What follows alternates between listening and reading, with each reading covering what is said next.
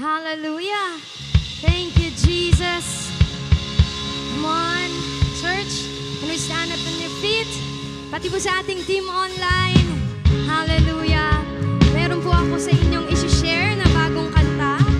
Ayan, at ang title po nito ay Jehovah. Ito po ay Greek word ng God. Okay? And ngayon po, ini-encourage ko ang bawat isa na to call upon His name. Okay? Kung feel mo ang daming battles ng buhay mo, He is your Jehovah Nissi. Feeling mo naman, kailangan mo na magpo-provide, okay? Nang humihiling ka ng provision, He is your Jehovah Jireh. At kung feeling mo naman medyo nanghihina ka ngayon, or may dinadamdam ka, may sakit ka, lagi mong tatandaan that He is your Jehovah Rapha.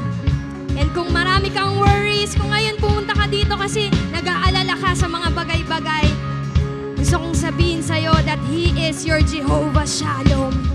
Amen. Kaya tonight, today, I want you to meet our Jehovah in this place. Thank you, Jesus. God, we worship you in this place. Let your presence be upon us. Thank you, Jesus. When we sing, He shames every idol. He reigns with a rival. Yeah.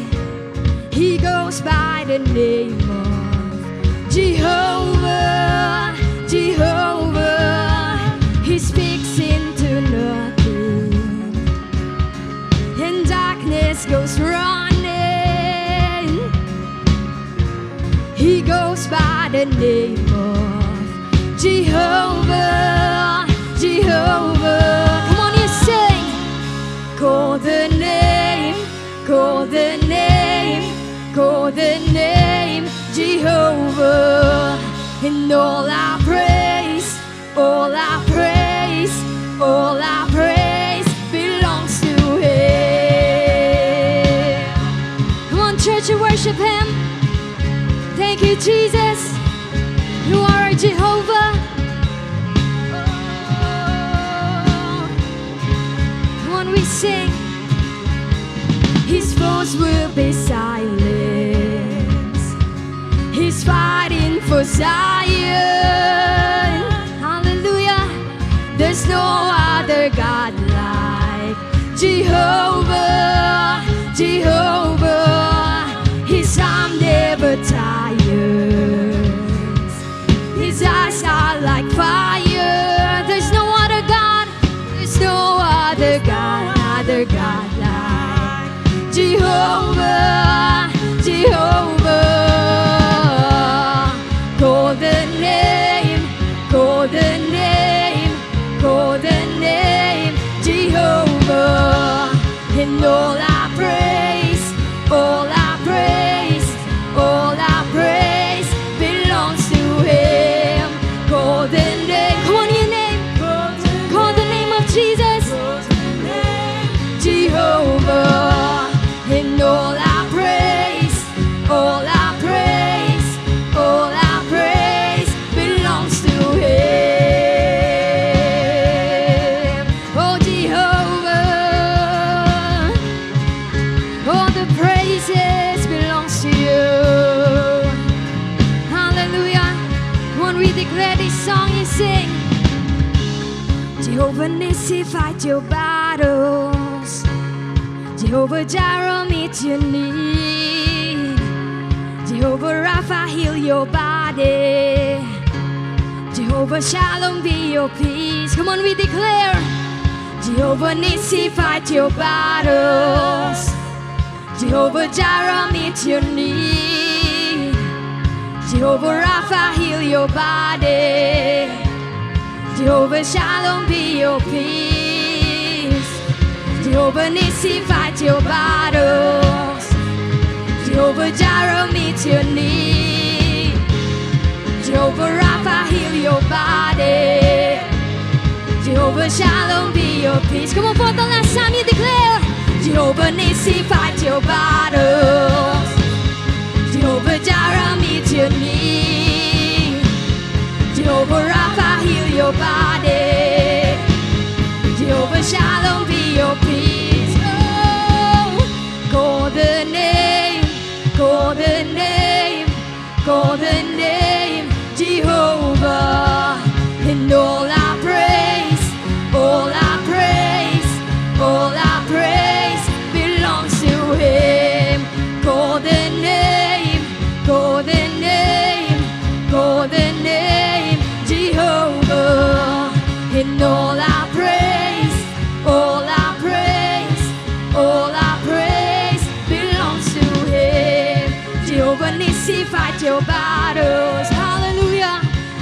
Jehovah Jireh, meet your need. Jehovah Rapha, Jehovah Rapha, heal your body. Jehovah Shalom, be your peace. Jehovah Nissi, fight your battles. Jehovah Jireh, meet your need. Jehovah Rapha, heal your body. Jehovah Shalom, be your peace. Oh, Jehovah, we worship you. Thank you, Jesus. Only worship Him in this place. Thank you, God. We worship you, Jesus. One best clap offering for Him. Hallelujah. Come on, just enjoy the presence of the Lord. Today, you can raise up those hands as you feel His presence. Come on, ikaw mismo. Continue to have a grateful heart today as you worship. Rejoice in His presence and feel the safety and security as we sing this song in His name. Come on, you declare, Jesus is our home. He is our safe zone. Thank you, God. You are our home, Jesus. Come on, we sing. Now, my heart is open now.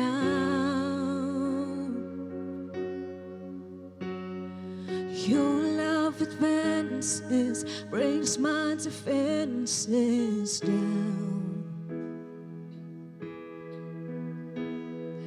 Go, Jesus, I'm letting go.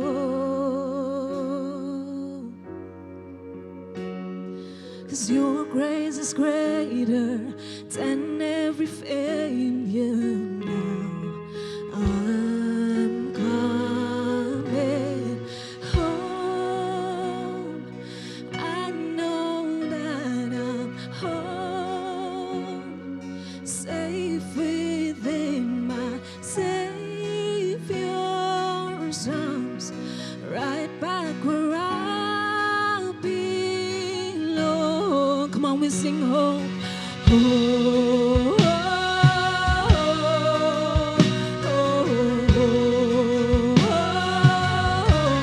yes, we are home in your presence, Jesus.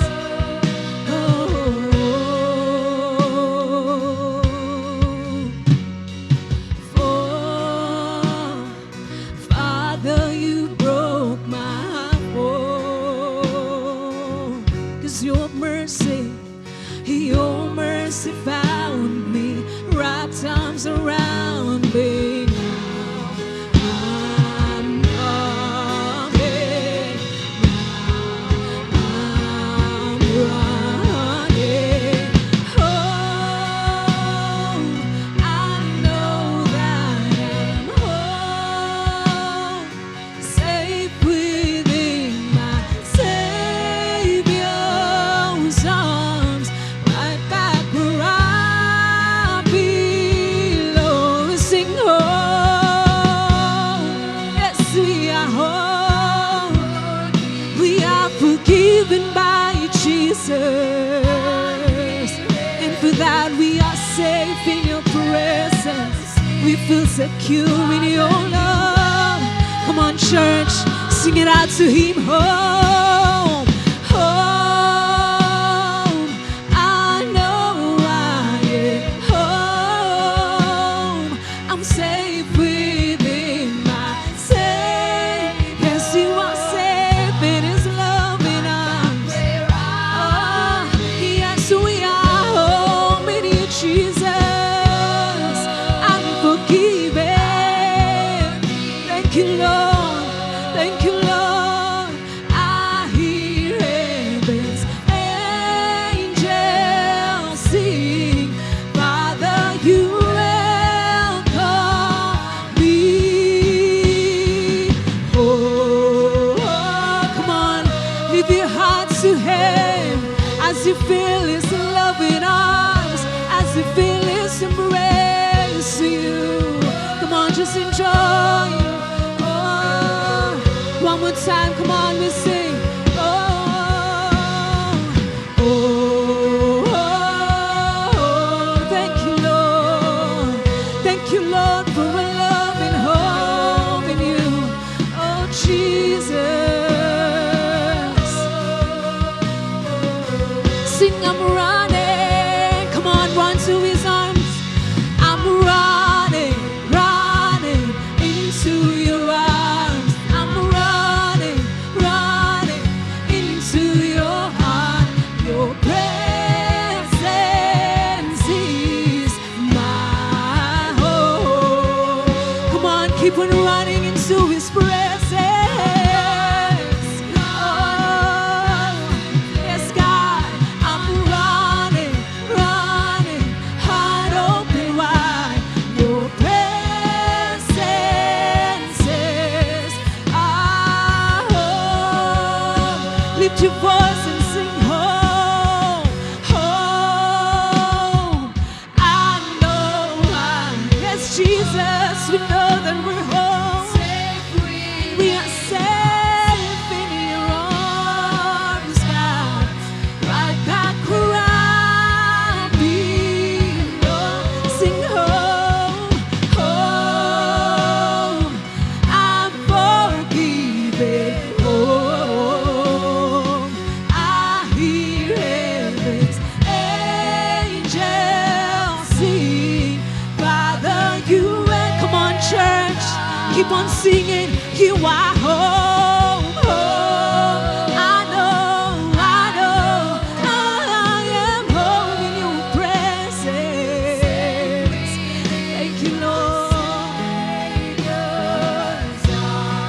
Right back where I belong. Yes, we're home, home. I'm forgiven, home. I hear heaven's angels sing. Father, you welcome.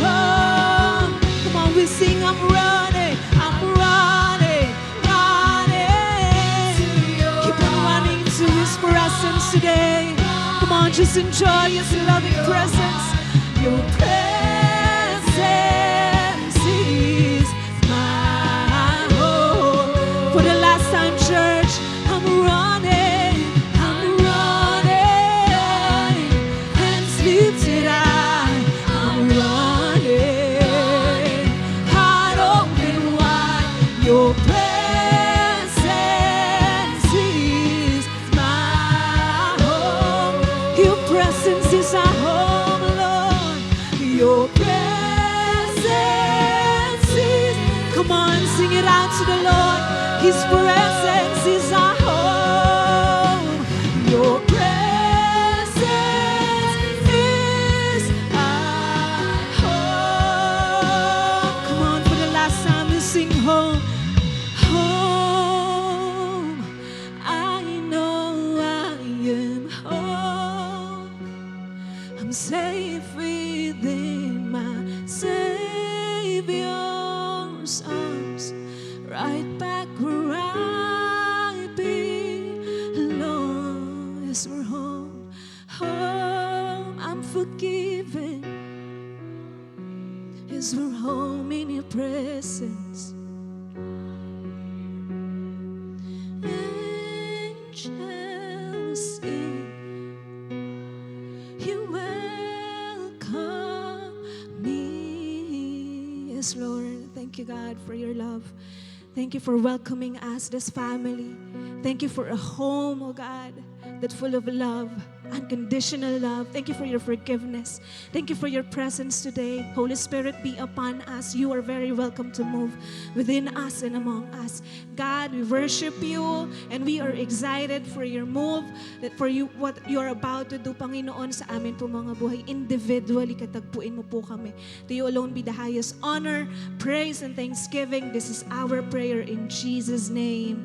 Amen. Come on, palakpakan po natin si Lord. The best na palakpak. Hallelujah. Amen! Ayan. So once again, Light Family, can we all clap and shout hallelujah to our mighty King of Kings? Amen. Hallelujah. Good day, believers and seekers of truth. Life family, both online and on-site. Together, let us embrace the joy of this Sunday. Tama ka dyan, partner. Ayan. So, as they say, there's always a reason to celebrate in the house of the Lord. At isa na doon ay ang makasama natin ang bawat isa. Tama ka dyan, Coach. Kaya naman po sa lahat ng kasama namin on-site, take this opportunity na kawayan, ngitian at batiin ng Happy Sunday ang ating mga nagagandahan at nagagapuhang mga katabi. Kaya naman, Coach, Happy Sunday sa'yo. Happy Sunday din sa'yo, Coach. At talagang napakalaking blessing na makasama natin ang bawat isa to worship God. Amen po ba? And that includes you. Oo, ikaw na nasa online. We are more than happy to celebrate God's goodness with you. Amen. Kaya naman sa lahat po ng kasama namin na team on-site, pwede po bang in the count of 3, we will shout and greet Sunday blessings. In 3, 2, 1... Sunday blessing! A blessed Sunday indeed! Ayan, alam kong hindi rin natin papalagpasin ang mapagpalang araw na ito dahil naniniwala tayo na pupunuin at pagpapalain tayo ni Lord ngayon. And God will do something great. Can I hear amen? Amen! Ayan, sige po, we can now all settle down. Makakaupo na po tayong lahat. Ayan. I believe, Coach, masayang-masaya ang Sunday ng bawat isa. Amen po ba?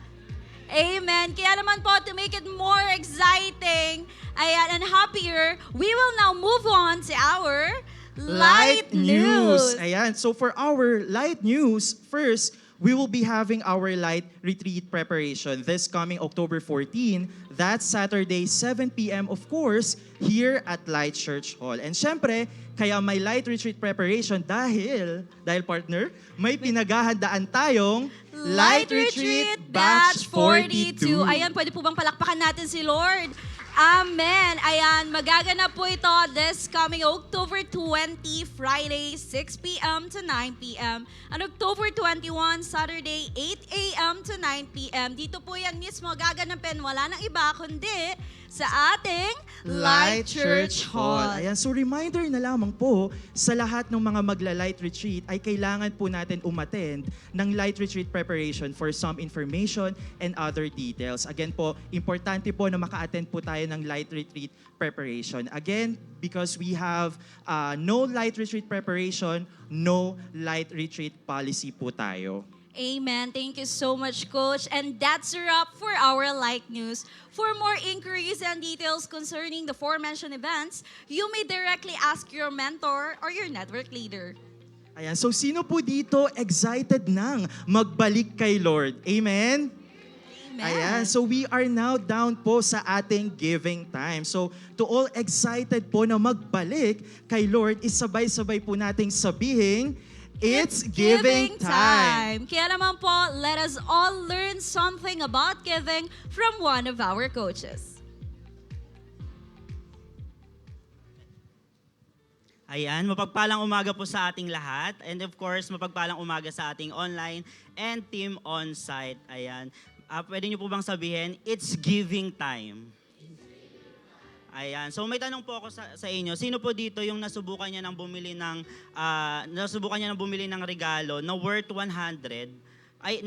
Sumali sa isang exchange gift na worth 100, pero ang ginawa niya is bumili siya ng worth 300. Amen. Sana all may extra 200, no? So meron po ba? Kasi minsan talaga gusto natin is ibigay natin yung the best natin pagdating sa pagbibigay. Amen.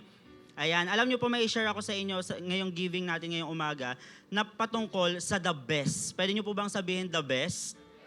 Ayan, sabi sa Genesis 2 verse 15 to 18, the angel of the Lord called to Abraham from heaven a second time and said, I swear by myself, declares the Lord, that because you have done this and have not withheld your son, your only son, I will surely bless you and make your descendants as numerous as the stars in the sky and as the sand on the seashore.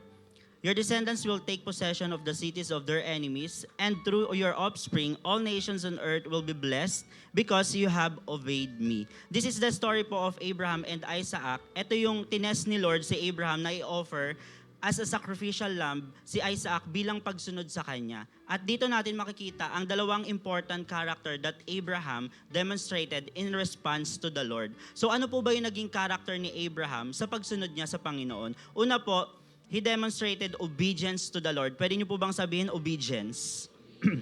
Si Abraham ay nag-demonstrate ng obedience sa Lord. Siya ay sumunod sa Panginoon without any question. He is ready to obey kahit alam niya na mawawalan at masasaktan siya, pero sa puso niya kasi, importante ang kanyang pag-obey sa Panginoon kasi he knows that whatever God instructs ay para sa ikabubuti niya.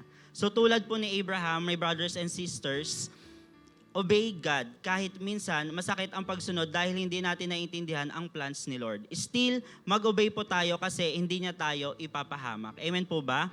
And pangalawa, he demonstrated faith to the Lord. Pwede niyo po bang sabihin faith?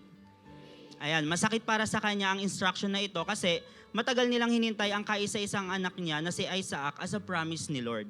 Pero Abraham remained in faith na natili ang kanyang pananampalataya kasi alam niya na may promise si Lord sa kanyang pagsunod at pananampalataya. So like Abraham, let's practice our faith to the Lord kahit pa masakit yung inihingi ni Lord sa atin. Amen po?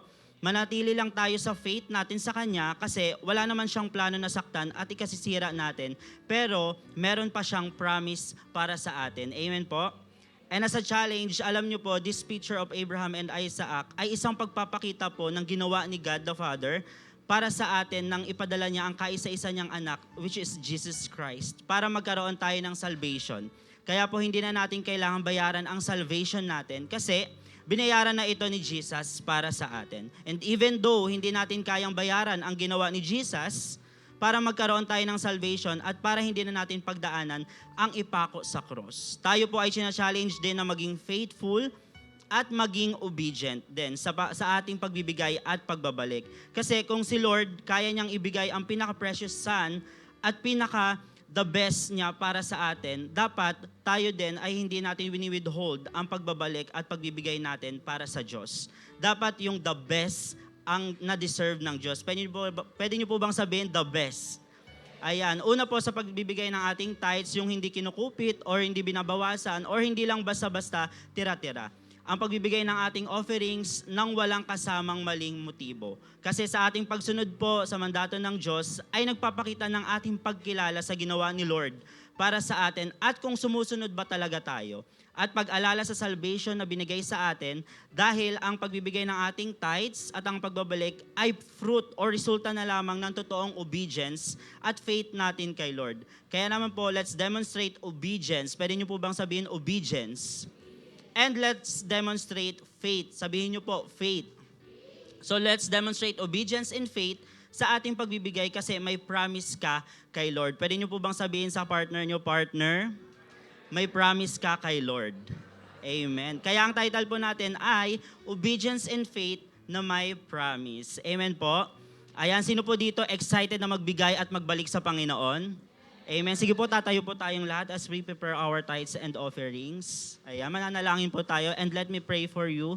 Father God, we just want to extend our deepest gratitude, our deepest praises sa iyo, Panginoon. Maraming salamat, Panginoon, for this opportunity this morning. Bagamat, Lord, marami kaming pinagkaabalahan all throughout the week, but still hindi mo hinayaan, Lord, na magsama-sama kami this morning, today, to worship you and to hear your word, Panginoon. And Lord, may you bless ang mga taong nagbi-business, nag-work, mga nasa school, or kung saang field mo kami nila, Panginoon. May you bless us, Panginoon. And Lord, may you grant us enough wisdom, knowledge, understanding, and comfort and peace as well, Panginoon. And Lord, pagpalain niyo po ang bawat isa at ang pamilyang aming nirepresenta. Maraming salamat, Panginoon. Have your way. Let your will be done upon us. In Jesus' name, amen. Amen. Thank you, Coach Christian, for the word you have shared with us. Kaya naman po, for giving our tithes, offerings, and pledges, we can send it directly po sa ating bank, GCash number, or here po sa ating church. Amen. Kaya naman, brothers and sisters, let us all give and give back with a cheerful heart. And now, partner, proceed naman tayo sa ating mga first-time online. Ayan, so sa ating pong mga first-time online viewers, ayan, hello po sa inyo. Ayan, pwede po ba naming malaman kung saang lugar po kayo nanonood right now? So kindly type po sa ating comment section kung saan po ang location nyo para malaman natin kung gaano nakalawak ang ating online community. Ayan, so if it is your first time worshiping with us, kindly type the word connect in our comment section. And remember that you are part of our extended family and we are excited to connect with you. Amen. And para naman po sa lahat ng ating new friends and first-timers on-site, pwede ko po ba kayo anyayahang tumayo? Ayan, if it's your first time, tatayo po tayo.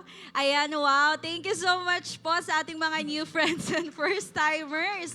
Amen. Ayan, gusto lang po namin sabihin that we are more than happy and beyond grateful that you choose to celebrate with us this Sunday.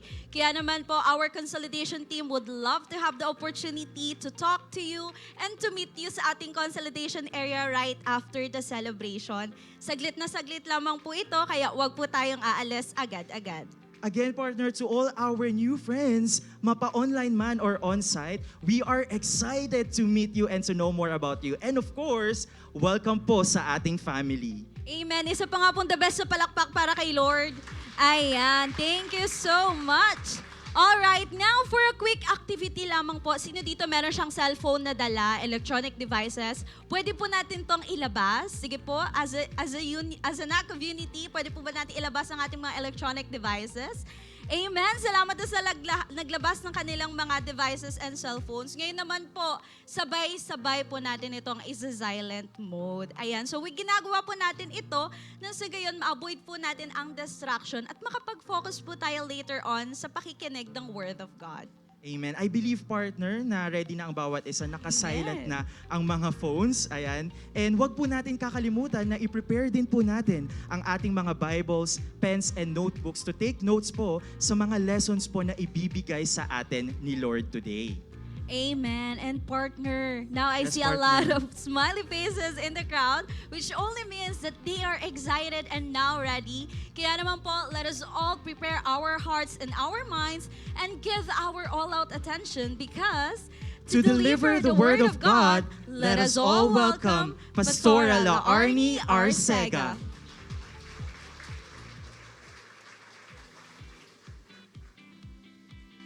Blessed Sunday Light Family! Ayan, andito tayo ngayon kasalukuyan sa loob mismo ng ating simbahan. At tatanungin natin ang ating brothers and sisters kung ano nga bang para sa kanila ang ibig sabihin ng salitang church or simbahan. Halika, samahan niyo ako. One word or one voice po, ano yung para sa inyo ang salitang church or simbahan?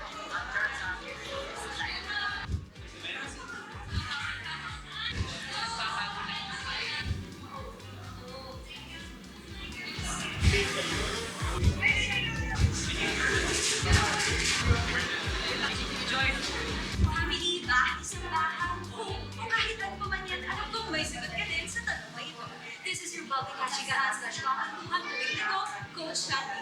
Kaya naman, inaanyayahan ko kayong sabay-sabay nating alamin at tuklasin ang sagot sa tanong na ito ngayong linggo. Kaya naman, Light Family, keep it kids! Ayan, palakpakan naman po natin si Lord. Tatayo po tayong lahat, gaya ng usual na ginagawa po natin dito every Sunday. So hello po sa ating lahat, Blessed Sunday sa ating team on-site, and of course, ganun din sa ating team online. So bago po tayo mag-proceed sa mga pag-uusapan po natin sa araw na to, pwede bang kaway po kayo sa 10 tao at sabihan mo siyang, congratulations. Ready, go!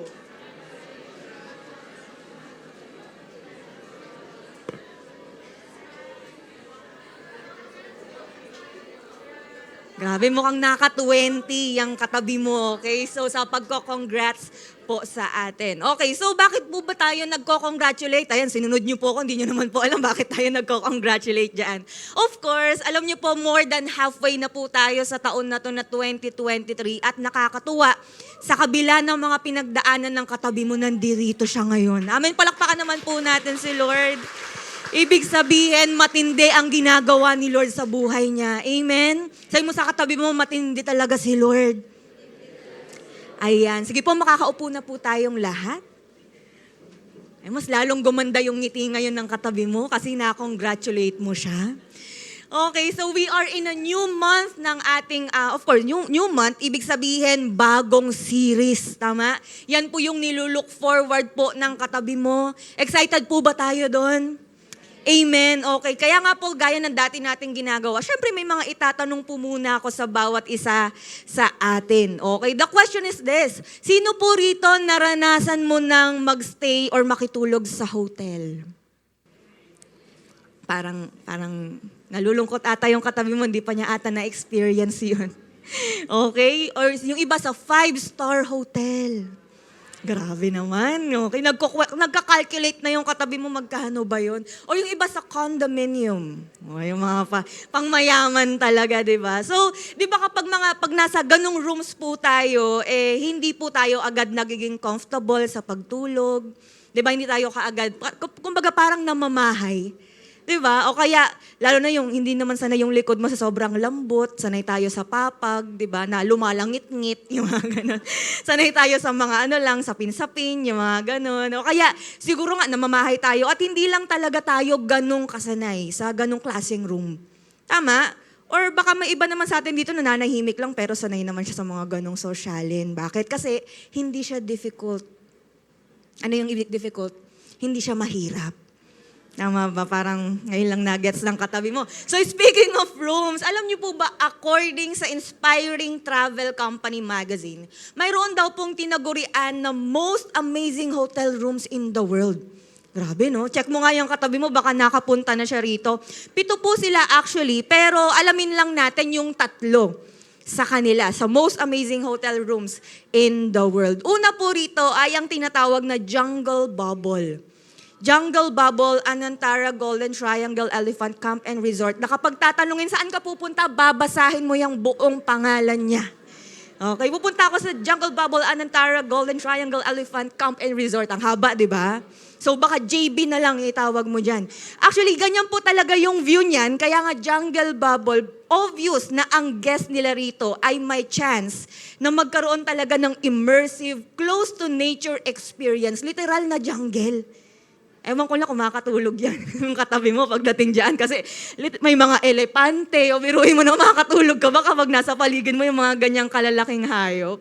So yan po yung pangatlo. No? Next naman po, pangalawa, ang tinatawag na Galaxy Sanctuaries. Jade Mountain, St. Lucia. Ayan, so napakaganda ng view po dyan. Designed and renowned by architect Nick. Si Nick po may apelyido pero hindi ko siya mabanggit. So architect Nick na lang. Search nyo na lang. Ano? Diyan naman po talaga makikita at ma-experience yung napakagandang view ng galaxy. Mayroon pong infinity pools. Siguro kaya infinity. Langoy ka na langoy. Di pa rin matapos. No? At may 6-course meal pa. Pag sinabing 6-course meal, check ko kasi ano bang ibig sabihin nito. Ito po yung mga ganitong sample ng mga 6-course meal. Yung katabi mo na, inggit kasi ang meal niya lang, of course. Diba? Ganyan po ang mga klase ng 6-course meal. Naku, parang nagutom ata yung katabi mo. Ganon po kaganda yung hotel po nila. And lastly, ito po, ang pangalan ay The Muruka. Sabi mo nga, The Muruka. Parang Damura ka. Hindi po ganon. The Muruka, yan, napakaganda po ng hotel nila kasi mayroon pa silang pa-white sand. Tapos may mga rainbow reefs po sila. Mayroon pang luxurious overwater villas. Napakaganda, no? At alam niyo po ba, yung The Muruka na yan, ito lang naman yung naging world's first underwater hotel suite na na-open noong 2018. Grabe, no? Parang makakatulog ka kaya kung nandiyan dyan ka, parang kang nalulunod. Yung paggising mo, may mga lumalangoy sa taas. Yung mga ganyan. No? Kaya parang hindi ka na makakahinga dahil nga baka may iba sa atin takot sa tubig, ganyan. So ayan, yan po yung mga ilan sa mga napakaganda at amazing na mga hotel rooms. Sino rito gusto mong magstay dyan? Parang nag-aalangan ako, Pastora, magkano kaya dyan per night, yung mga ganon. O magkano kaya per hour? Magkano per hour, di ba? So ayan lang naman yung mga napakaganda nga rooms po, no? Siguro yung katabi mo ay napapasana all. Sabi mo sa katabi mo, sana all. Pero alam niyo po ba, kaya ko to sinasabi sa inyo, alam niyo po, related of course yan sa pag-uusapan natin sa araw na to. Kasi usapang rooms na lang din tayo, alam niyo po, walang-wala yan sa rooms na pag-uusapan natin today. Grabe, no? Parang nagulat yung katabi mo, anong rooms biblical ba yan, pastora? Okay, so dahil po dyan, buksan natin ang Bible po natin sa John chapter 14, verses 1 to 4. Let's all stand up po as we give honor sa word po ni Lord. John 14, 1 to 4. Basahin po natin sa NASB, ang sabi po dyan, "Do not let your heart be troubled. Believe in God, believe also in me. In my Father's house are many rooms. If that were not so, I would have told you because I am going there to prepare a place for you. And if I go and prepare a place for you, I am coming again and will take you to myself, so that where I am, there you will also be. And you know the way where I am going." Sabi naman po sa Pinoy version, sinabi ni Jesus sa mga disciples, "Huwag kayong mag-worry. Manalig kayo sa Diyos at sa akin. Maraming kwarto sa bahay ng tatay ko. Mauna ko doon para i-ready ang lugar nyo. Di ko to sasabihin kung hindi totoo. Pag na-ready ko na ito, babalik ako para isama ko kayo. Tapos magkakasama na tayo sa lugar kung nasaan ako. Alam nyo ang daan kung saan ako pupunta." Let's close our eyes and let's pray. Father, sa mga oras po na ito, una sa lahat, nagpapasalamat kami dahil sa kabila ng mga pinagdaanan po namin, sa kabila ng mga na-experience namin, na hindi rito kami nagpapaminister at ready, Panginoon, na magpakumbaba. Kahit pa nasaan man kaming lugar ngayon sa Team Online, God, dalangin ko po na patuloy kayong mag-penetrate sa buhay ng bawat isa. Holy Spirit, have your way. Dalangin namin na walang room sa kayabangan, walang room sa katigasan ng puso, pero ang bawat isa ay maging basag, maging receptive, ready na tanggapin ang iyong salita, ready na magpaayos. Kasi hindi namin ma-imagine ang buhay namin kung wala ang pagkilos niyo sa aming mga buhay. That is why, God, sa pag-aaral namin ng iyong salita, kayo po ang maitaas. Maintindihan namin ito, Panginoon. Bigyan niyo kami ng focus, wala sa amin dito. Ang hahayaan na lang magpadala sa anumang distractions, sa anumang mga thoughts. Pero God, sa sandaling ito, bibigay namin ang full devotion po namin para lang talaga patuloy kang makilala at malaman namin kung anong nais mo sa aming mga buhay. Gamitin niyo lamang po ako, Lord, bilang inyong tagapagsalita. We love you, Lord. We praise your name sa pangalan ni Jesus. Amen and amen. Sige po, palakpakan po uli natin si Lord. Makakaupo na po tayo.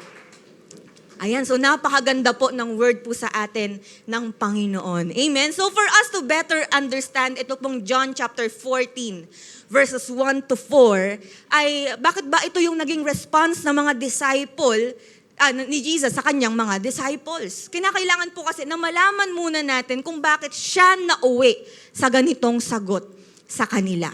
Okay, so of course, our Lord had lived His life fully talaga sa loob ng 3 taon na ministry, at nung time na to, yung setting po nito, He was in the final week of His life. Okay, so Thursday night po ito yung last supper nila sa upper room. Kasi po, kinabukasan, ang mangyayari, Friday, of course, Friday, He will face His crucifixion, makaka-experience siya ng denial, talagang magpupulasan yung mga disciples niya, dahil nga sa takot ng persecution at saka ng death. So kaya, ito yung huling gabi na kasama niya ang mga disciples niya. Okay? So just imagine po, sa loob ng 3.5 years, nakasama niya yung mga disciples niya. They believed Him, they followed Him.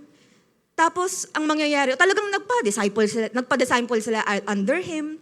Talagang kung nasaan po ang Panginoong Jesus, nandoon sila. So kung ano yung ginagawa ng Panginoong Jesus, ginagaya nila. Then all of a sudden, pagdating ng John chapter 13, in-announce niya na He will be leaving. Grabe, no? Eto pa, kung saan pupunta ang Panginoong Jesus, hindi siya maaaring puntahan or masundan ng mga disciples niya. Okay?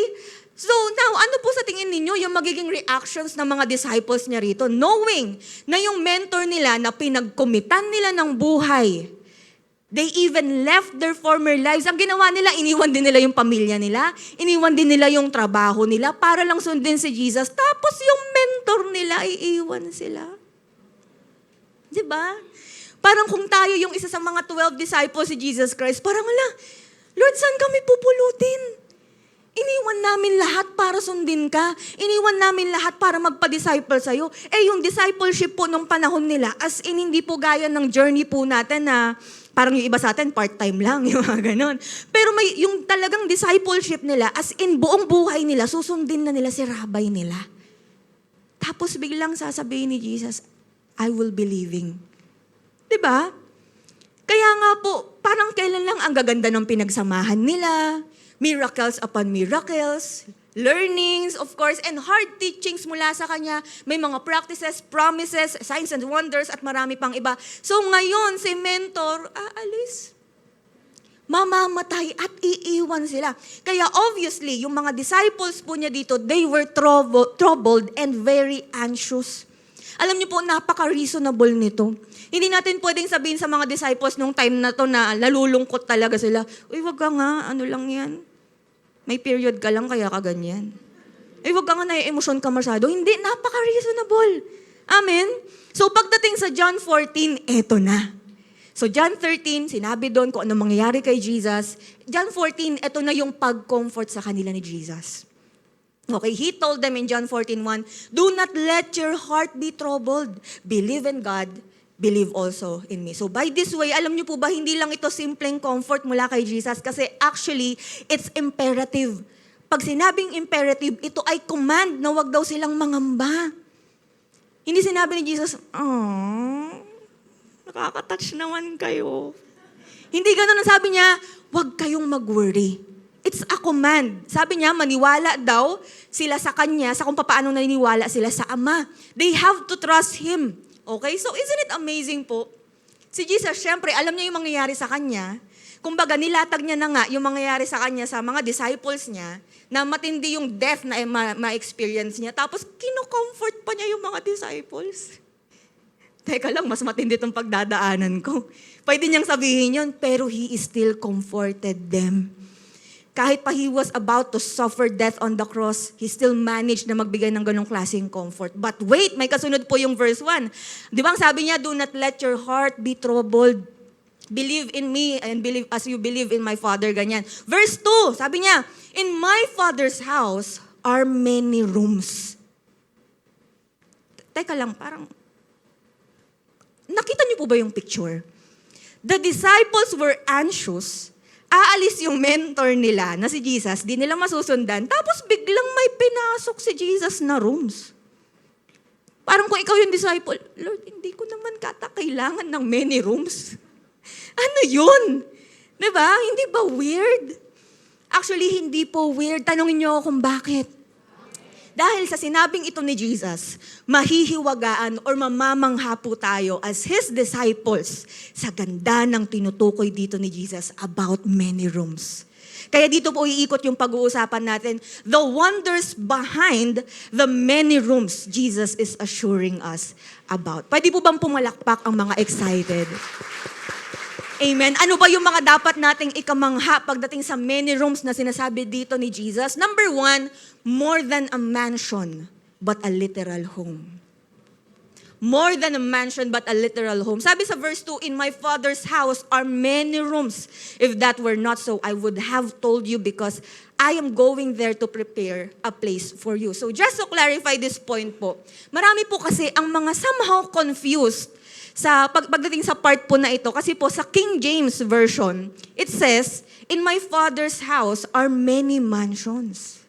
Diba? Yan yung madalas na kinakatuwa talaga natin. Kasi some of us, perhaps, we are taking this in a very literal way. Okay? Na as in may physical na palace para sa lahat ng mga Kristiyano. Though, of course, hindi naman po yun imposible.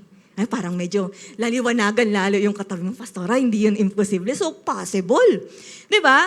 Yet we have to see that there's more important meaning po pagdating po rito. Pag sinabi po kasing mansion in Greek ay manei. Sabihin mo nga, manei. Okay?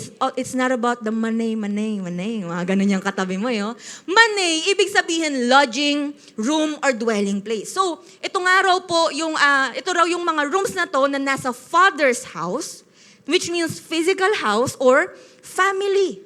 So, connected po ito sa verb na meno, which means to stay or to remain. So literally, it means the act of staying or residing. It's the act of staying or residing. And in other words, it's a home. Sabihin mo nga, home. Sabihin mo sa katabi mo, home. Nagsipilyo ba yung katabi mo? Kasi may, ganun yun. Di ba? It's a home. When Jesus said about many rooms, pinapakita po rito yung napakagandang provision ng Diyos na there is more than enough space to every follower of Jesus that would join Him in His Father's home. Okay? So, ang point po dito is that mayroong reassurance. Sabihin po natin, reassurance. Mayroong reassurance na may room para sa lahat ng pamilya ng Diyos. Ibig pong sabihin, kapag lahat meron, wala po ritong, limited slots only. Wala pong ganun, walang biglang magsasabi na haharang sa yung angel na, maximum of 100 packs lang. 101 ka po, sorry. 'Di ba? First batch lang po, wala nang second batch. Walang ganon. O kaya walang magsasabi na, late ka kasing tumanggap kay Jesus eh. Ayun, wala kang room ngayon. 'Di ba? Wala pong ganon. Sabi mo sa katabi mo, walang ganon. 'Di ba? The Father's house is enough for all sa kanyang mananampalataya. So it's an implication of a family. Ibig sabihin, yung home ni Lord, which is ang heaven, there will be many people in the family of God, all abiding together. Grabe, no? This is the place kung saan all Christians will live in the presence of the Lord. Kaya lumalabas that the comfort in this passage is not about having streets of gold.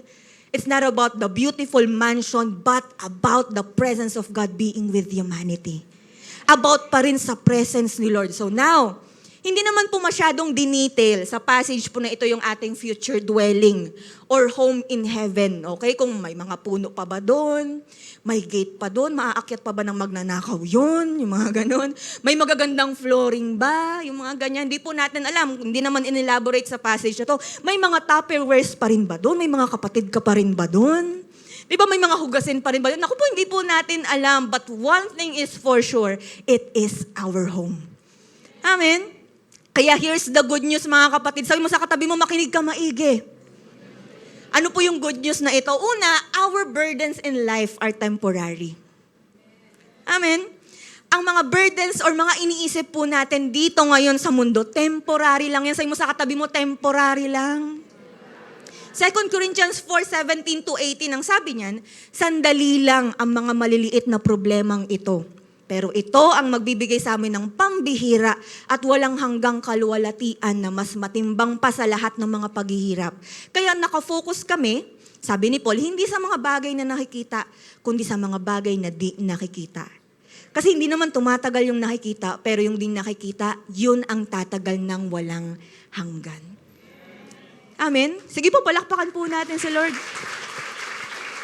Baka kasi nalilimutan mo kapatid, hindi na tayo lalayo, ano? Baka kasi nalilimutan natin, pero yung problema na yan, yung iniisip mo ngayon na problema, yan, kumukunot na yung noo mo. Naalala mo na naman, sabi ni Pastora, focus kami kung ano-ano mga pinapaalala sa amin.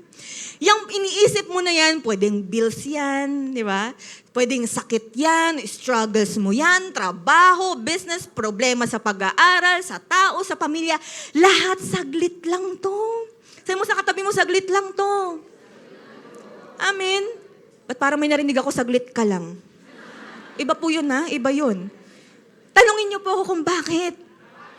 Kasi po sa mundong ito, hindi naman talaga, ang mundong ito hindi po natin panghabang buhay na tahanan. Now, ano pa yung good news? Pangalawa, our citizenship is in heaven. Amen? Philippians 3:20, ang sabi doon, pero tayo mga tagalangit tayo. Pwede bang tingnan mo yung katabi mo kung tagalangit? Di ba tagalangit yan? Sabi, pero tayo mga tagalangit tayo at hinihintay natin mula sa langit ang Savior natin, ang Panginoong si Jesus Christ. Kaya sabi mo sa katabi mo, tagalangit ka talaga. Hindi po hinulog ng langit, ha? Parang may narinig akong ganun bumulong na kaaway mo yung katabi mo, sinabi mo, hinulog ka ng langit. Okay? Kung dati po, nung mga wala pa po tayo kay Lord, simple o ordinaryong mamamayan lang tayo rito sa mundo. At ang alam mo lang na citizenship mo ay Filipino. Tama? Yung iba sa atin, ang gusto mo pa maging feeling Koreano.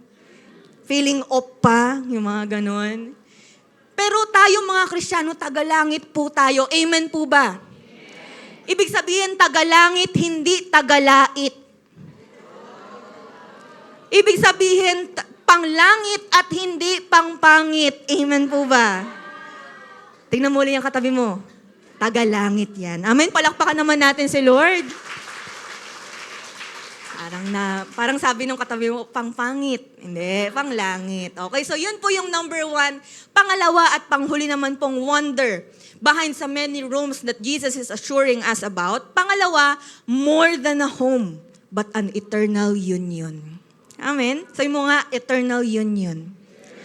Sabi sa verse 3, and if I go and prepare a place for you, I am coming again and will take you to myself so that where I am, there you will also be. So now, para fully po, mas mag-gets po natin ito, check po natin yung kultura nila nung panahon po nila, no? Kasi po, during the time of Jesus kasi, mayroong tinatawag na betrothal period. Ayan, ganyan po yung nangyayari dyan. So para po sa mga ikakasal or sa mga mag-iisang dibdib or sa panahon po natin, yan po yung engagement bago sa mangyayaring talagang kasal. So kung saan, ito po yung period na to na yung bridegroom, yung lalaki, aalis po siya para mag-prepare ng lugar para sa kanyang magiging bride-to-be. Oh, parang naiinggit yung katabi mong single. Kailan kaya yun? Gaganon siya. Okay, para raw sa place nga ng kanyang magiging bride-to-be. So once na fully nakapag-prepare na itong si bridegroom, that's the time na babalik siya para puntahan at i-claim yung magiging bride niya.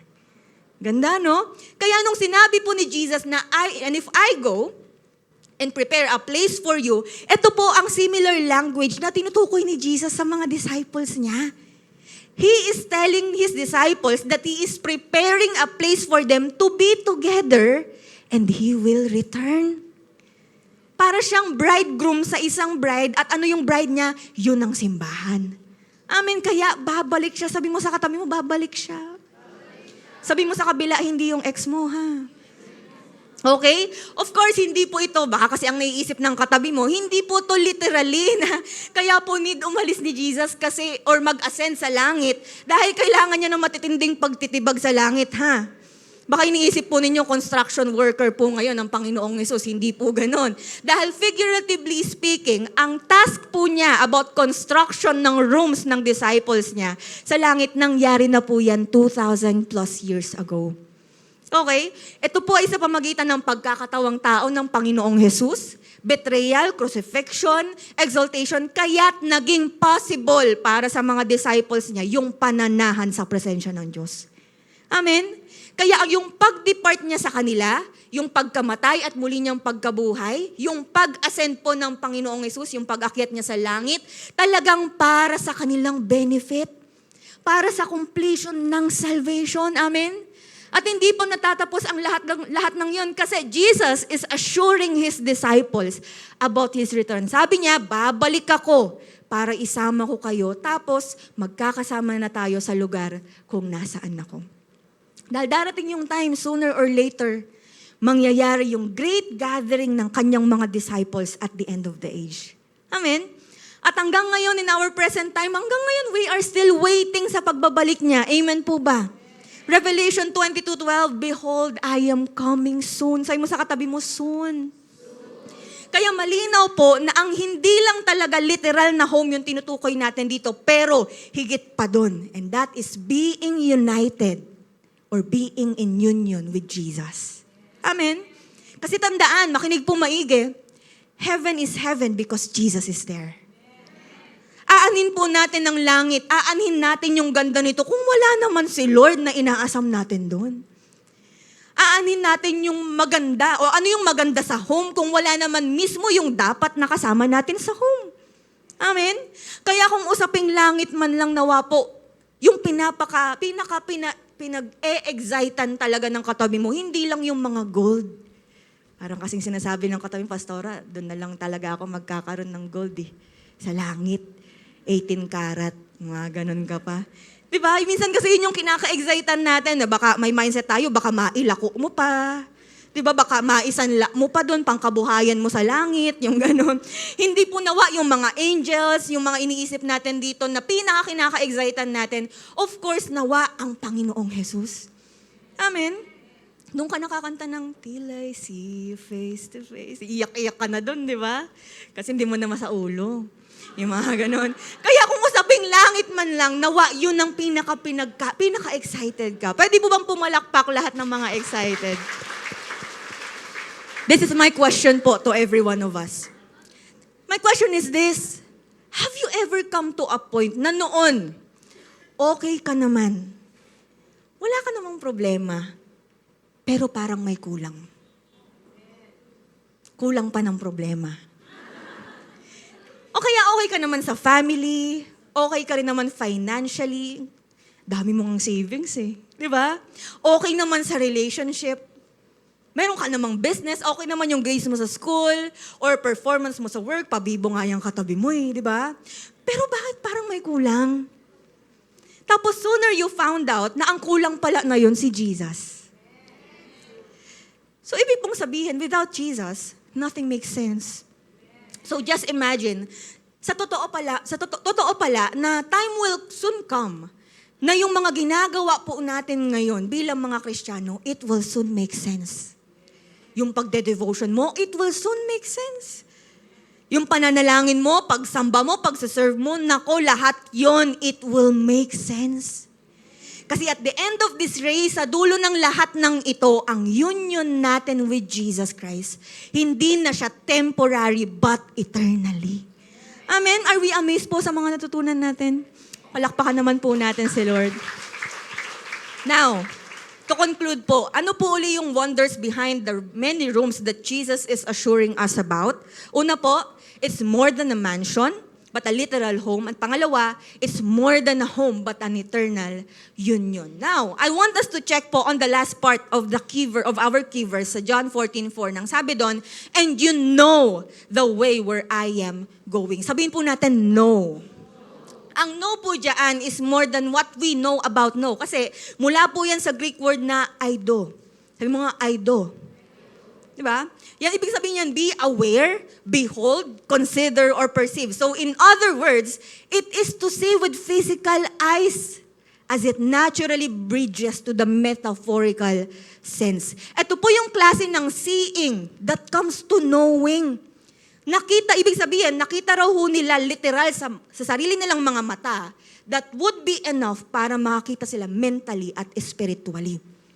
Though, ang tinutukoy po ni Jesus dito, nakikita ninyo. Nakita nyo kaya alam ninyo. Though, after po nito, sa buong chapter na to, marami mga naging questions ang mga disciples po niya.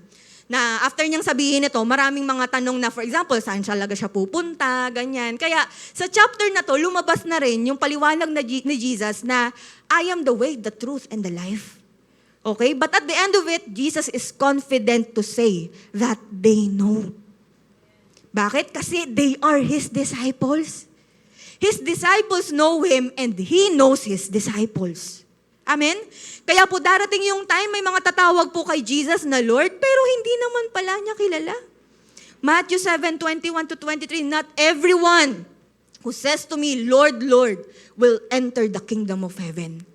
Hindi raw lahat mararanasan itong many rooms na to. But he who does the will of the Father who is in heaven will enter. Many will say to me on that day, Lord, Lord, hindi ba kami nag-prophesy sa pangalan mo? Hindi ba kami nagpalayas ng demonyo sa pangalan mo at nag-perform pa kami ng mga miracles? Pero sabi ni Jesus, I will declare to them, I never knew you. Depart from me, you who practice lawlessness. Yun po yung nakakatakot na sana hindi natin maranasan. Darating sa time, kunyari, kilala natin si Jesus, tapos sabi ni Jesus, hindi kita kilala. Hindi kita disciple. Sila yung mga Kristiyano kuno, pero hindi naman sumusunod kay Kristo.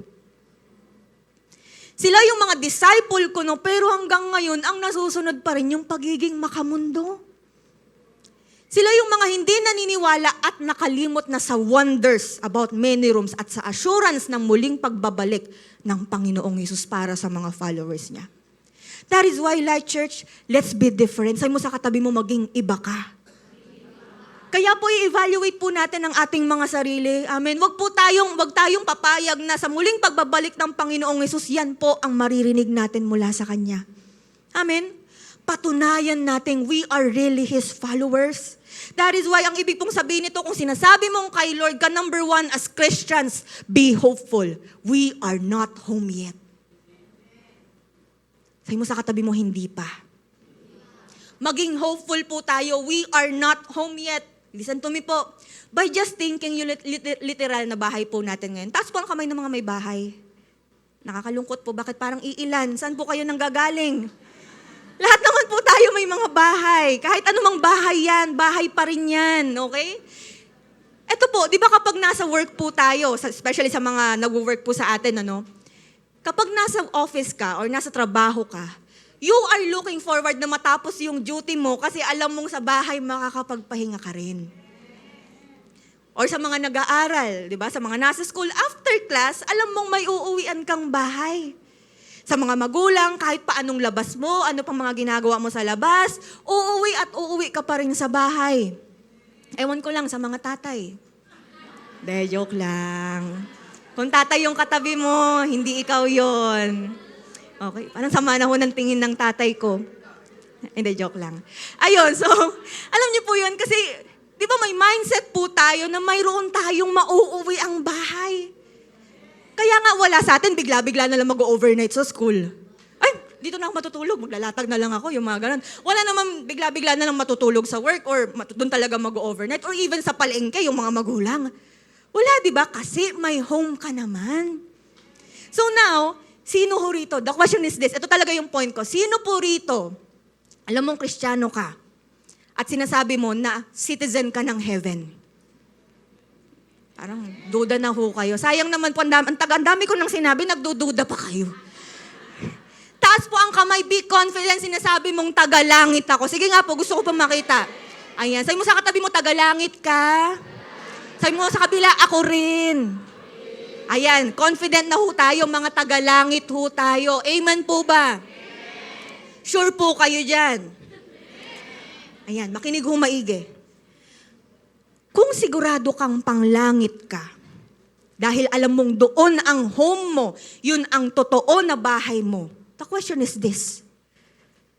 Bakit sumasagi sa isip mo yung pagsuko dito? Bakit naiisip mo na minsang mag-give in na lang sa mga problema mo sa buhay kung alam mong hindi mo ito bahay?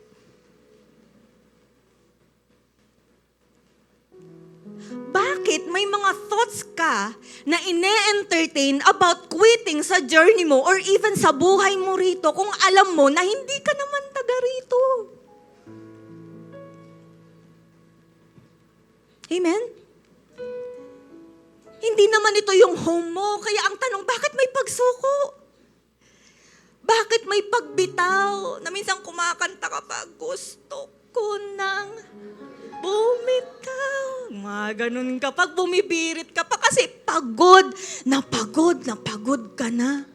Baka minsan sinasabi mo yan sa mister mo, sa mister mo, pagod na ako. Ang pera natin, hindi yan basta-basta nauubos. Alam mo yan. Pero yung buhok ko, kakapasensya sa'yo, wala na. Diba? Umiiyak ka pa kung ano-ano ng mga tubig ang lumalabas sa mukha mo dahil iniisip mo, gusto ko nang sumuko.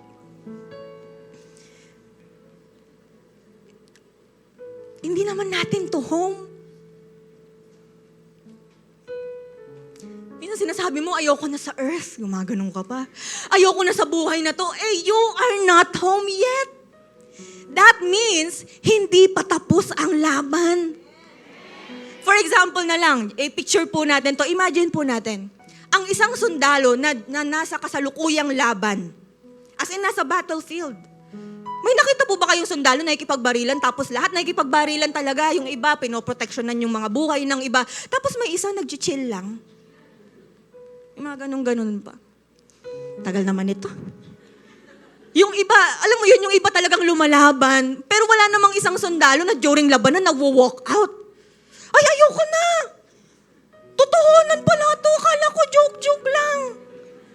Diba? Akala natin nung bata kasi tayo, kapag naglalaro po tayo ng mga habul-habulan, ang option natin kapag nabuburog na tayo, umuwi na tayo eh. Ay, tinatawag na ako ng nanay ko. Kain na raw kami. Ganun ka pa, pero burog ka lang eh. Diba? Kaya natin yung gawin sa paglalaro natin, pero sa totoong buhay, hindi. Kasi you are not home yet. Ang isang sundalo kaya yan lumalaban kasi alam niya, may mindset siya, may uuwian pa siya. Uuwi pa siya sa pamilya niya, uuwi pa siya para sa mga anak niya, may bahay siya. Now listen to me po, this is a wake-up call for every one of us. Ginigising po tayo ngayon ng Panginoon kasi anuman ang status mo, ikaw ay magulang, please be hopeful. Kasi you are not home yet. Ikaw na may asawa, ikaw na may pamilya, please be hopeful. You are not home yet. Estudyante ka, kabataan ka, please be hopeful. You're not home yet. Young adult ka, breadwinner ka ng pamilya, please be hopeful. You are not home yet. Mentor ka, leader ka, please be hopeful. Baby Christian ka, matagal ka ng Kristiyano or ano pa man, please be hopeful. Sabi mo sa katabi mo, please be hopeful. Kasi you are not home yet. Saka mo na isiping sumuko, saka mo na isiping huminto kung alam mong nasa totoong tahanan ka na. At yun ay sa langit. So ibig sabihin hanggat wala pa tayo doon, tuloy ang laban. Amen po ba? Sige po, palakpakan po natin si Lord. Kaya, it's time na umakto po tayo nang naaayon sa citizenship po natin. Yung nawa makita ho tayo ng mga tao sa paligid po natin na kapag nakikita ka nila, ay, grabe yung ginagawa ni Lord dito, lagpas na to sa langit. Yung mga ganon. Kesa naman yung kapag nakita ka ang bungad nila sa'yo, ba't parang pinagbagsakan ka ng langit at lupa? Or worse, ang sasabihin sa'yo, ba't parang amoy lupa ka na? Sabi mo sa katabi mo, ayoko yun. Kung aakto po tayo na citizenship natin pang langit, ibig sabihin, hindi ka makikiayon or magpapadala na lang sa agos ng mundo. Hindi ka magko-conform or magko-compromise. Amen po ba? Hindi ka mag-give in, susuko ka na lang sa kasalanan o sa maling impluensya kasi citizen of heaven ka. Tanong, may nakita po ba kayong citizen niya, panlangit, tapos nasa inuman? May citizen of heaven ba nasa diskuhan? Oh, heaven. Ganun, muusok-usok pa eh. Meron ba sa atin nakikita mo, citizen of heaven, nagtatampisaw sa kasalanan? Sabi mo sa katabi mo, wala. Sabi mo sa katabi mo, dati yun. Diba? Kaya it's time na starting today, mas i-practice natin yung mga kultura na panglangit. Hindi yung mga panglupa or pamputikan. Amen po ba?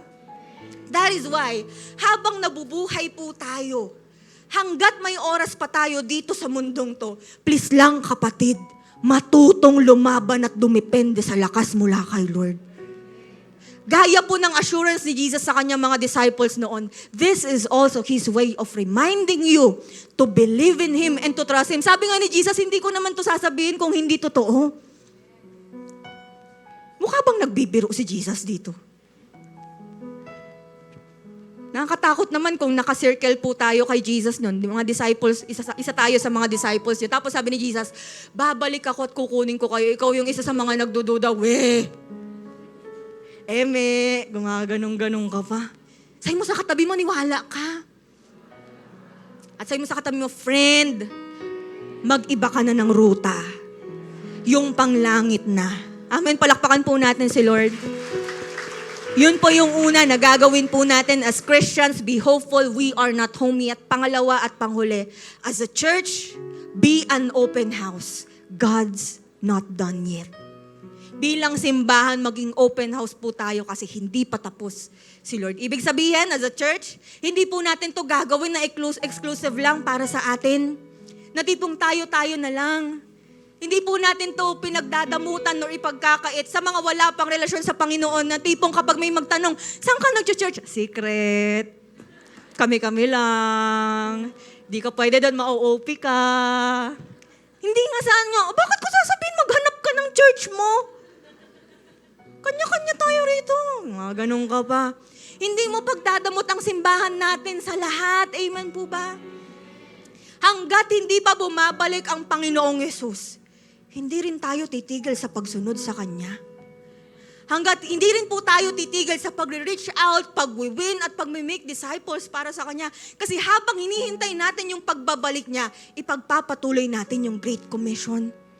Nasa ang lugar man tayo, anumang season or sitwasyon ng ating buhay. Bakit? Kasi, tandaan po natin, hanggat nandirito pa tayo sa mundo, hanggat may nag-i-exist pang church, hanggat wala pang rapture, that means God's not done yet. Marami pa siyang nais na mag-repent. Marami pa siyang nais na makakilala at magkaroon ng relasyon sa Kanya. This could be your family. This could be your friends, your workmates, at marami pang iba. That is why kung paano nga Father's House ay naging open para sa mga magfa-follow at mananampalataya kay Jesus bilang way, truth, and life, ganun din po tayo bilang isang simbahan. We will also be an open house para sa lahat. We will be an open house nang sa ganun, marami-rami pa yung magkakaroon ng pagkakataon na makakita kung ano ba ang totoong home. At posible pala ang eternal union dahil kay Christ. Bakit? Tanungin niyo po ako, bakit? Kasi hindi mo lang alam, pero marami pa dyan sa labas na ang mindset nila, itong mundo na to ang bahay ko.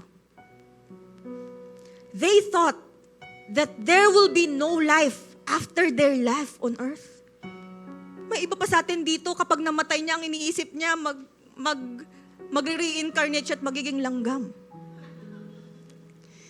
Marami sa atin dito, ang tingin pa niya, pag namatay siya dito, makakagala pa siya at magagabayan pa niya yung pamilya niya.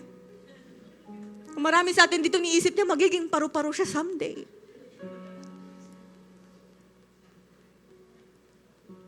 Hindi sila aware na may best home in heaven. And they can be able to experience the best relationship that they could have in Jesus. Makita nila that our church is a church na pwede silang maging totoo, pwede silang maging humble, maging teachable, maging broken, transparent, at mas lalong maging mapalapit kay Lord. Na ang tingin nila kapag sinabing simbahan, ay para lang yan sa mga perfect. Hindi ganon.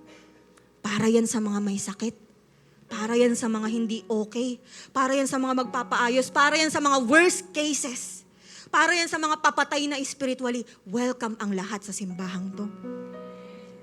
That our church will be one of God's ways para malaman nila yung truth about their life and their real home and about the real God. Kaya sabi mo sa katabi mo, friend, hindi pa tapos si Lord. Sabi mo sa kabila, kung sino man yun, invite mo na siya sa church. Palakpakan naman po natin si Lord. As we end po, this is my challenge for every one of us. Alam niyo po, gusto kong basahin uli yung last part ng passage natin. Sa verse 3, ang sabi doon sa John 14:3, pag na-ready ko na ito, sabi ni Jesus, babalik ako para isama ko kayo. Tapos, magkakasama na tayo sa lugar kung nasaan ako. May napansin po ba kayo rito sa verse na to? Meron po tayong Pinoy version dyan, ma-check po natin. Ang sabi dyan, pag na-ready ko na ito, babalik ako para isama ko kayo, tapos magkakasama na tayo sa lugar kung nasaan ako. Ang sabi doon, tapos magkakasama na tayo sa lugar kung nasaan ako. Sabi mo sa katabi mo, magkakasama. Ito po, ang puso ni Jesus. Fellowship. Bakit? Si Jesus po ang author ng fellowship. Since siya yung nagsimula, siya yung nag-build sa mga disciples niya, at nagbigay ng assurance na babalik siya, at sinabi niya, sa pagbabalik niya, magkakasama na ulit sila. Tandaan, si Lord ang may gusto nito. Puso niya ang fellowship. Bakit? Kasi there's no home without fellowship. that makes a house a home. Do you think may home po kapag walang fellowship? May matatawag kang home without relationship? Yung tipong magkakasama kayo sa iisang bahay pero hindi kayo nag-uusap? Magkakasama kayo sa isang bahay tapos hindi kayo nagkakasundo, lagi na lang nagbabangayan? Lagi na lang may mga lumilipad na kung ano-ano sa loob ng bahay? Hindi po yun home. A home is when there's a connection sa isa't isa. So this passage shows, so sinasabi niyang tapos magkakasama na tayo. Pagpapakita nito that Jesus really loves fellowship. Love na love niya ito. Kaya nga kung ikaw, kapatid, kung ikaw, wala kang pakialam sa fellowship, kapatid, baka hindi ka panlangit. Baka kasi asar na asar tayo sa mentor natin. Baka asar na asar kayo sa mga pastor kasi puro na lang fellowship, puro na lang light group, puro na lang discipleship. Gawain nyo hanggang langit. Sa langit, puro po tayo doon, fellowship kay Lord. Tapos dito, tamad kang mag-devotion. Baka ma-OP ka sa langit. Ano yung ginagawa nyo, devotion? Hala, di ko yan na-practice. Anong verse yan? Sa langit, puro fellowship sa kapwa disciples. Paano na lang ngayon palang ayaw mo nang makihalubilo? Paano na lang ngayon palang tamad kang mag-life group? Parang nagkaka-sore throat ata yung mga ganun eh. Parang bumibira eh, parang aandar ng motor eh, di ba? Paano yan tamad ka mag-light group? Ilang taon ka na sa light church pero ayaw mo pa rin i-involve yung sarili mo sa light group. Ilang beses ka nang dumadaan sa ushering, ilang beses ka nang nakausap ng consolidation. Light group po. Okay na. Biyaheng langit na to. Okay na to. Kaya ko mag-isa. Ganun-ganun ka pa. Kapatid, kung ganun tayo, baka hindi mo ma-appreciate yung langit. Amen? Pastor, hindi mo naiintindihan, introvert kasi ako eh.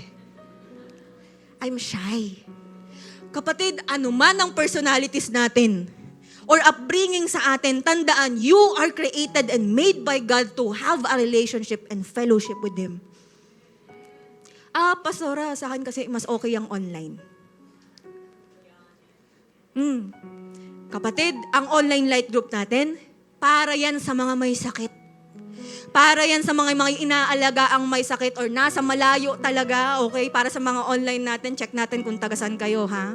Okay, sa mga online po natin, para yan sa mga talagang may mga emergency cases, malalayo, hindi talaga makapunta sa simbahan, sa lugar kung saan ang light group. Yung tipong ang light group sa Boracay, Olongapo ka, yung mga ganun. Yung mga ganyan, para yan sa mga team online, pwede. Pero, kung nandito ka na lang din sa Olongapo, isang kembot na lang nasa venue ka na, mag-physical LG ka na. Mag-onsite ka na. Pero para sa mga pwede naman kaya mag-onsite, baka kasi sisihin mo pa si COVID, kaka-online mo. Hanggang ngayon kasi may COVID eh. 10 years na hanggang ngayon. O kaya marami ka namang means to attend online, push na. Sabi mo sa katabi mo, push na. Bakit? Tanungin niyo po ako bakit. Para sa mga pinipiling mag-settle online, kahit na may means naman on-site, okay, yan po yung mga kausap ko sa mga puro na lang online. Baka kasi ang marating mo, online langit.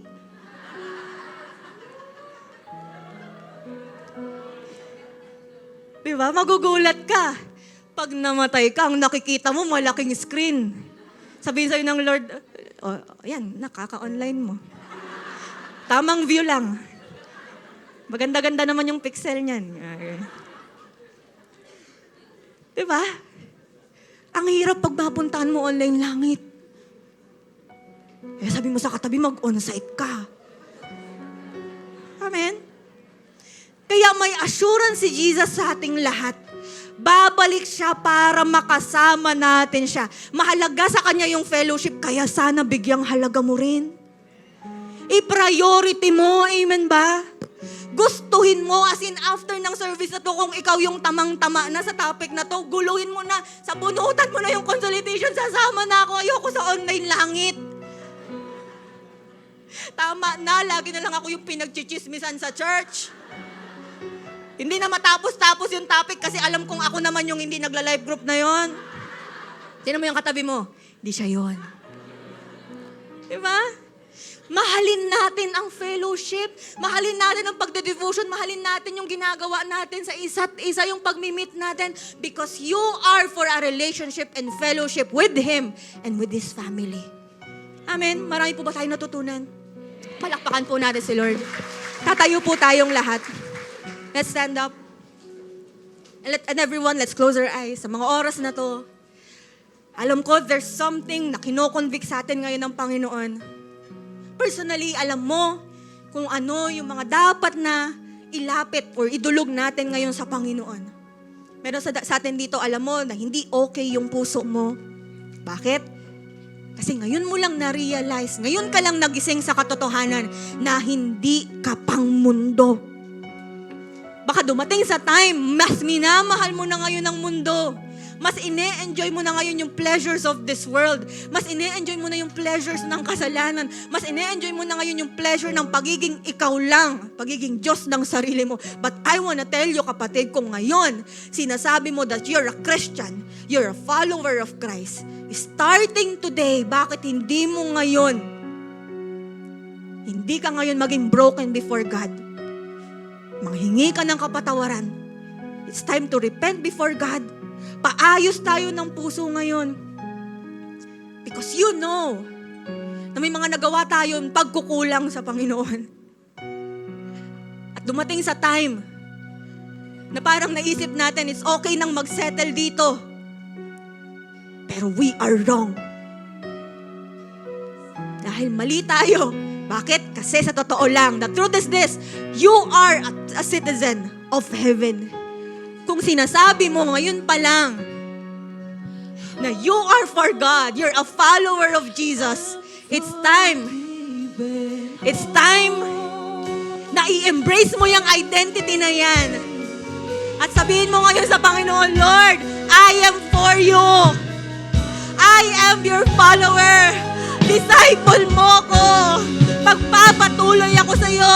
Come on, you have to embrace that identity. Tandaan mo, kapatid, hindi ka pang mundo. Hindi ka pang kasalanan. Hindi ka para sa sarili mo lang. You are a citizen of heaven. It's time to go home in the presence of God right now. Come on. Uwi na kay Lord, kapatid. Hallelujah.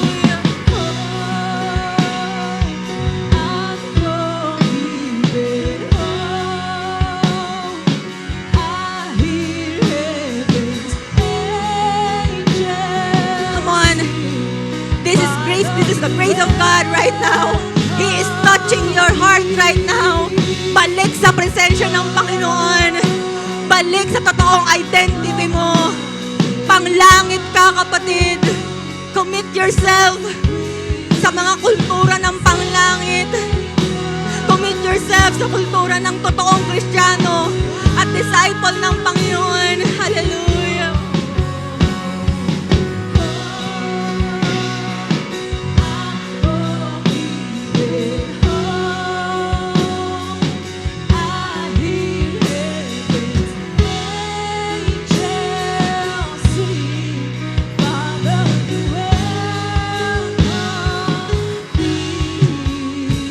This time, dumarating sa time,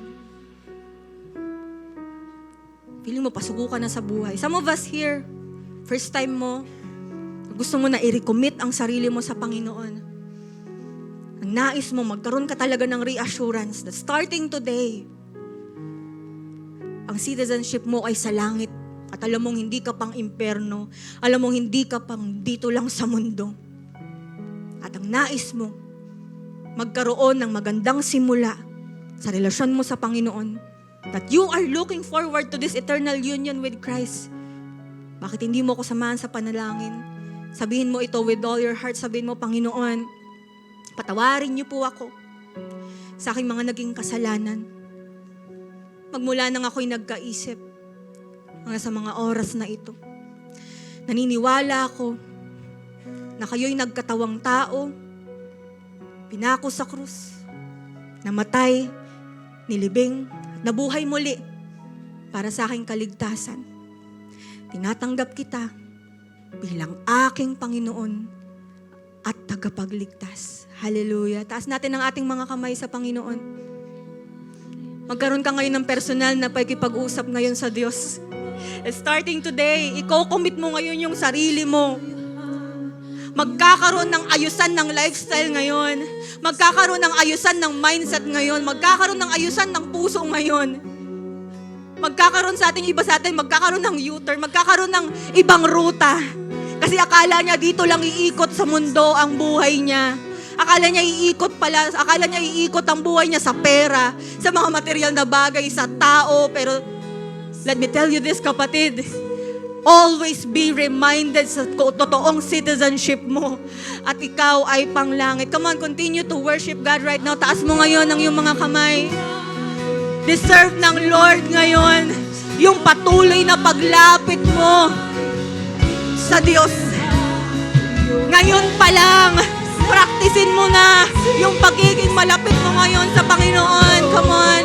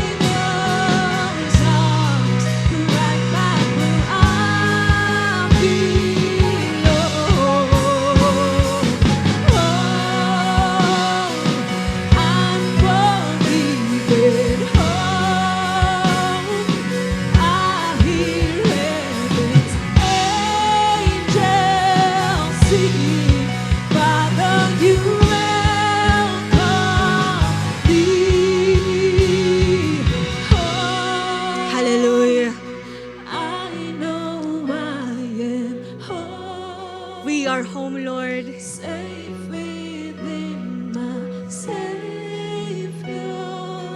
arms, right back where I belong. Hallelujah.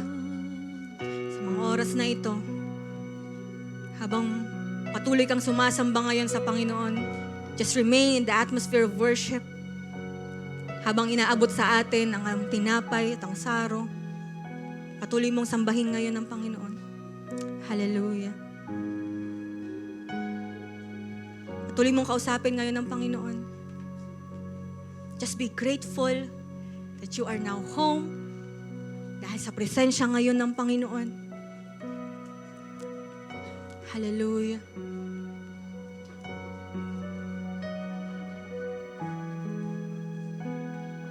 At kung ikaw, totoo kang nagsuko ng iyong buhay kay Jesus, tinanggap mo siya bilang Lord and Savior, you are now entitled to be part of the family of God. Ikaw ngayon ay tatanggap ng tinapay at saro, magiging part ng Holy Communion ng mga anak ng Diyos.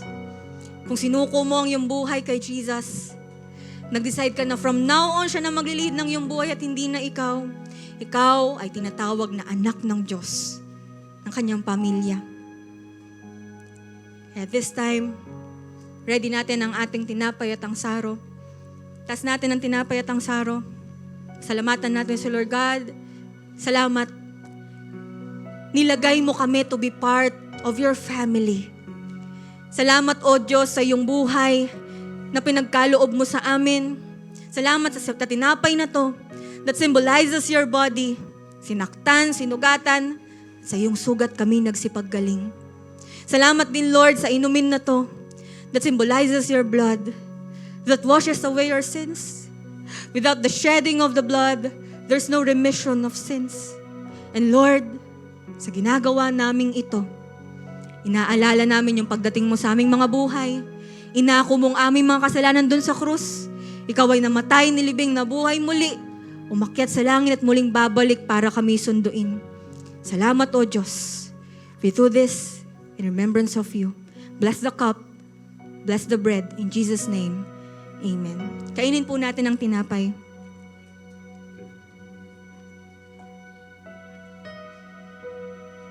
Sunod po natin ang inumin.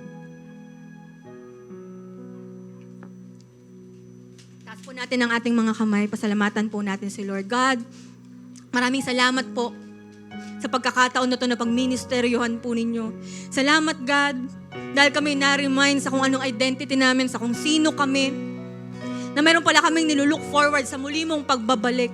At kung meron mo kaming pinaka-ka-e-excitan, yun na yung home at yun na yung aming eternal union sa inyo. That is why kami bilang isang simbahan, we are committing ourselves na maging open house para sa aming mga pamilya, para pa sa aming mga kaibigan, mga katrabaho na wala pa sa inyo. Kami, God, as a church, gamitin nyo kami bilang instrumento para ma-reach out sila. Dalhin sila rito, O Diyos, dahil naniniwala kami habang may panahon pa, may pag-asa pa. Habang naghihintay kami sa muli mong pagbabalik, may pag-asa pa para sa kaligtasan nila.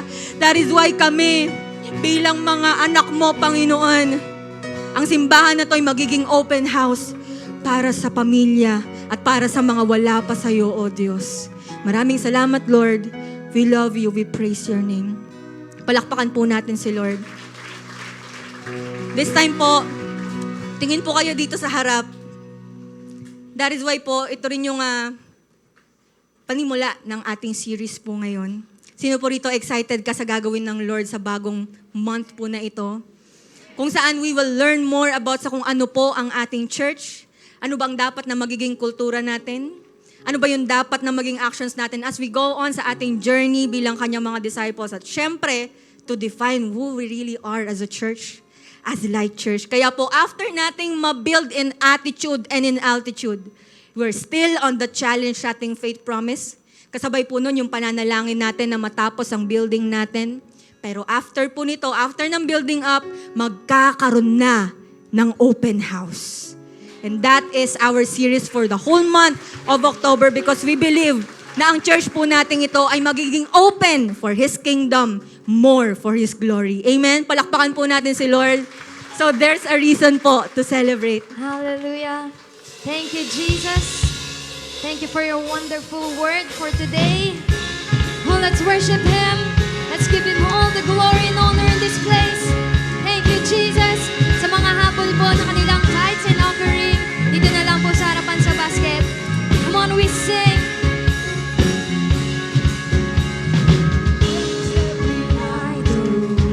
Come on, you sing.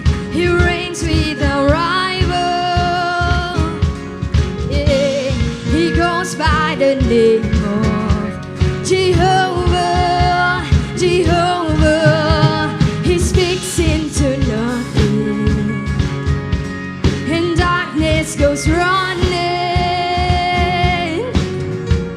He goes by the name of Jehovah, Jehovah.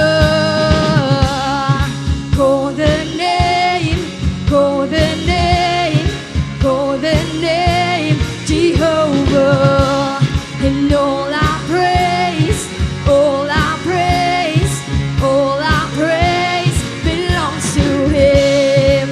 Call the name, call the name, call the name, Jehovah.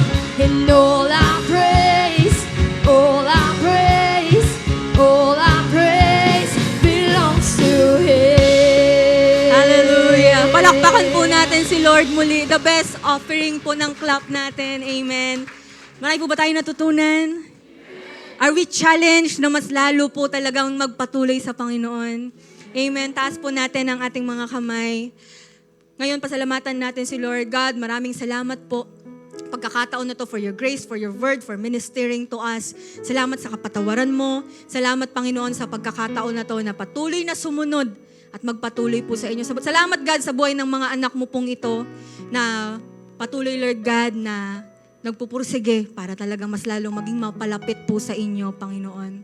Kaya this time, God, I pray na Kung sino man sa amin, Panginoon, some of us ay may mga iniinda or may mga pinagdadaanan, I speak healing to them, I speak restoration to them, I speak breakthrough, Panginoon, sa kanila at sa kanilang pamilya. And I pray, Lord God, na patuloy kayong mag-glorify sa kanilang mga buhay. Now receive the blessing of the Lord. The Lord bless you. The Lord keep you. Make His face shine upon you and be gracious to you. The Lord turn His face toward you and give you peace in the name of the Father, of the Son, of the Holy Spirit. And everybody say aloud, Amen and Amen. So God bless us po. Happy Sunday po sa ating lahat.